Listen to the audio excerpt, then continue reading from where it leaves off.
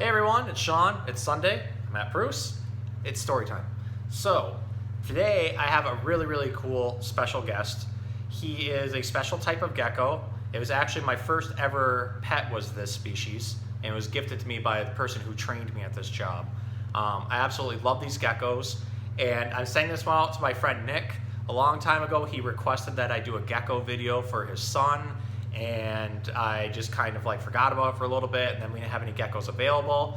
But now we have a really cool one named Cliff, and Cliff is a New Caledonian crested gecko.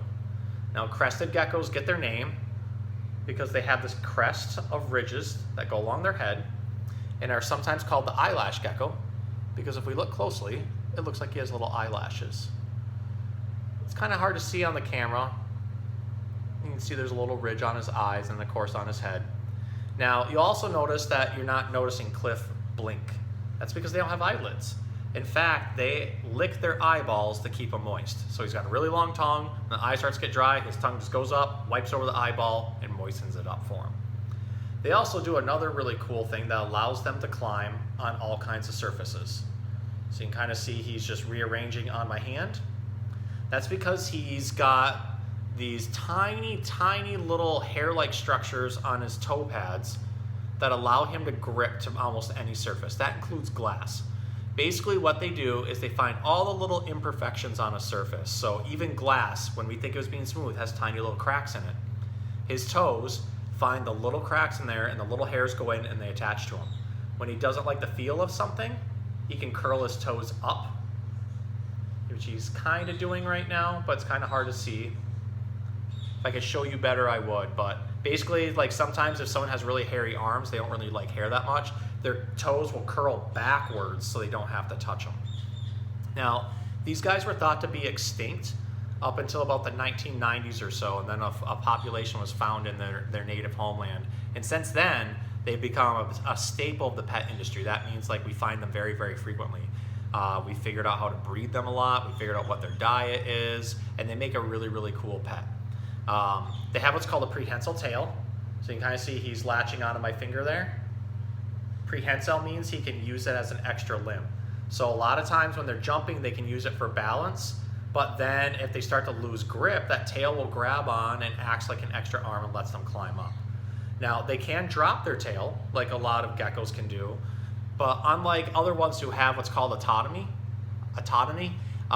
where they can grow the tail back, he can't grow his tail back. Once it's gone, it's gone. Luckily, Cliff is pretty laid back and you don't have to really worry about too much. Now, I found an interesting book to read this week. This one is called the Yucky Reptile Alphabet Book by Jerry Palata. Now, at first I didn't want to read it because it said the Yucky Reptile, and of course I love reptiles. But then as I read through it, I realized it actually teaches us a lot about reptiles. So, since Cliff here is a pretty unique reptile, I figured we'd go through the Yucky Reptile book that has all kinds of cool lizards in it and read that to him. So, we'll start off with the letter A. A is for Armadillo Lizard. When attacked or frightened, the Armadillo Lizard pretends it is a pine cone. It sticks its tail in its mouth and rolls itself into a ball. B is for Boa. This is an emerald tree boa. Boas swallow their meals whole because they cannot chew. The largest boas are called anacondas and can be almost as long as a school bus.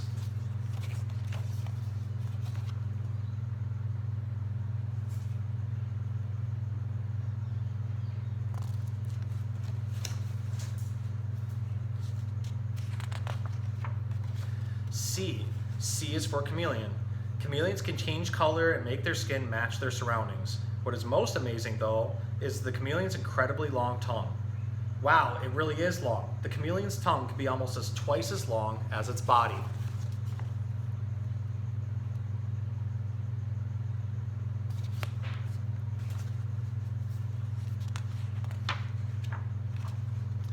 Its tongue is perfect for catching insects. D is for diamondback terrapin.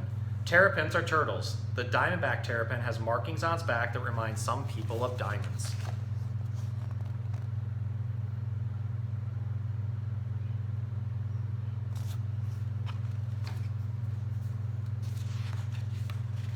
E is for egg. These are crocodile eggs. Birds are not the only creatures that hatch from eggs. Most, but not all, reptiles are born this way. F is for frilled lizard. This Australian lizard pops up its collar and hisses when it wants to scare someone. It can also run very fast on its hind legs. One of my last videos was on a frilled lizard named Voltaire.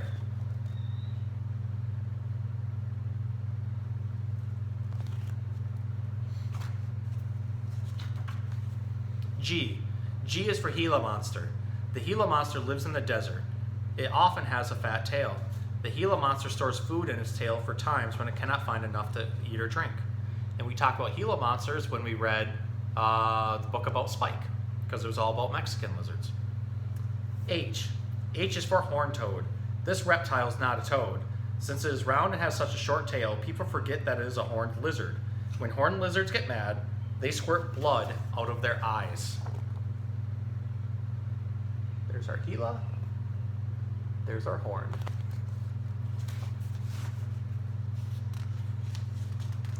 I.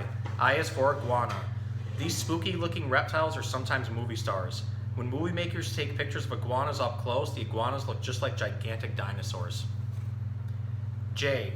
J is for joint snake. Joint snakes are also called glass lizards. They're able to break off sections of their tails. Joint snakes are not really snakes, they are legless lizards. We have one here named Riddle. He's a Sheltopusic, and I did a video about him. As if you already didn't know, reptiles are my favorite.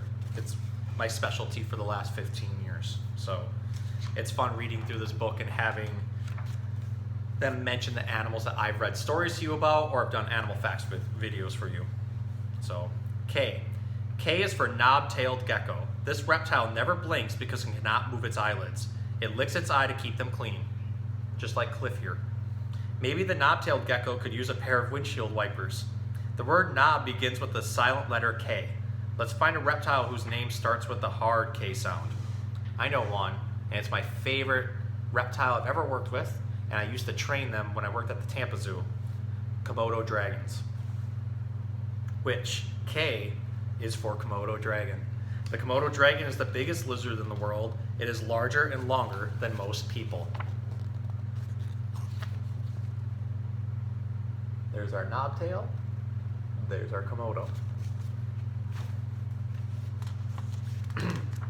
L. L is for Leatherback Turtle.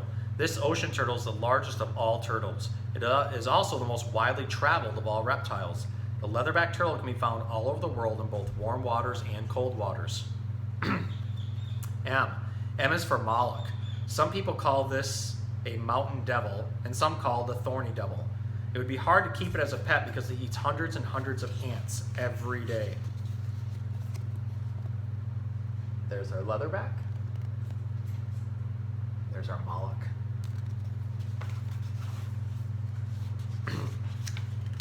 N. N is for night snake. Night snakes are nocturnal. This means they do not usually come out during the day. They are ready to come out as soon as the sun goes down. O. O is for ornate box turtle. Box turtles have a hinged bottom shell which they can completely shut to protect their bodies. The ornate box turtle is prettier than other box turtles. Not always. I find all turtles pretty. I think you guys should look up pictures of all the different types of turtles in the world because there are some amazing turtles out there. P. P is for pipe snake. The pipe snake has a neat way to fool other animals. It hides its head under its coiled body and lifts up its tail. The end of the tail looks like its head. Q. Q is for queen snake. The queen snake is a water snake that may have gotten its name because it is a picky eater and likes fancy food. It prefers to eat only soft-shelled crayfish. That does sound pretty picky.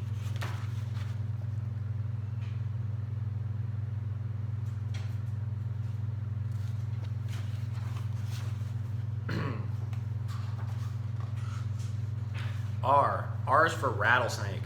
These snakes make rattle noises by shaking the end of their tails. Not many people like to play with rattlesnakes because they have poisonous fangs in their mouths. Correction, they have venomous.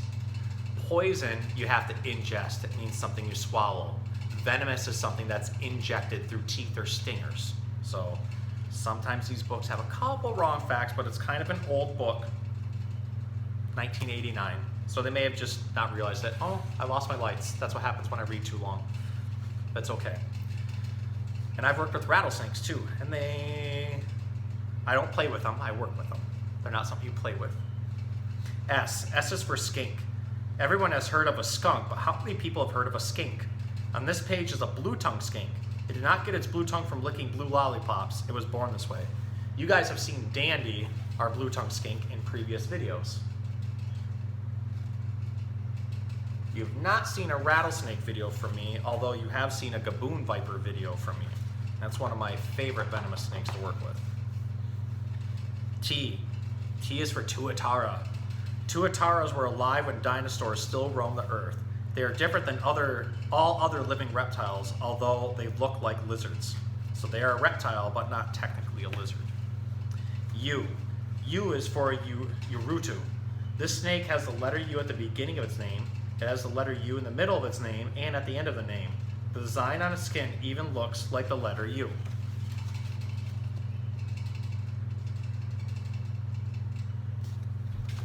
We're almost done. V is for vine snake. The vine snake is long and thin. It looks like a skinny piece of green rope with a head attached. How can it remember where the end of its tail ends? W is for whiptail. In some places, almost all the whiptails are female. When picked up, whiptails wiggle their heads from side to side.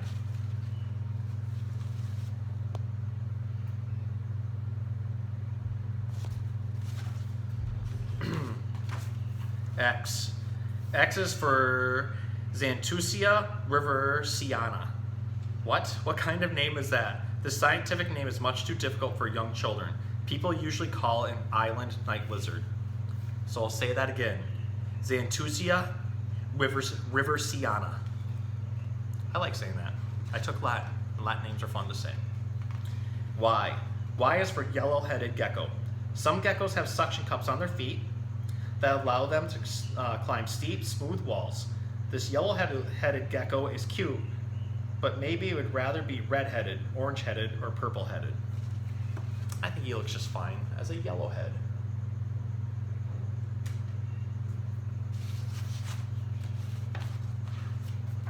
Right. And Z is for zillions. Zillions of years ago, giant reptiles lived on Earth. The giant reptiles were dinosaurs, but that is another story for another day. Technically, it was hundreds of millions of years ago, and we're now finding that modern day birds had more in common with dinosaurs than modern day reptiles do. So there's a lot of cool stuff that goes on with that. So I hope you guys learned a lot from the Yucky reptile alphabet book and realized that reptiles actually really aren't that yucky. There's a lot of cool reptiles out there, including our friend Cliff here. Actually, with the lights off, it's a little bit easier to see him now. He's got some cool patterning on his back. You can see his eyelashes a little bit, his crest. And you can see how he climbs. Right, buddy? There's your close-up. He's a good little boy. So, cool. Well, I hope you guys learned something, and have a good night.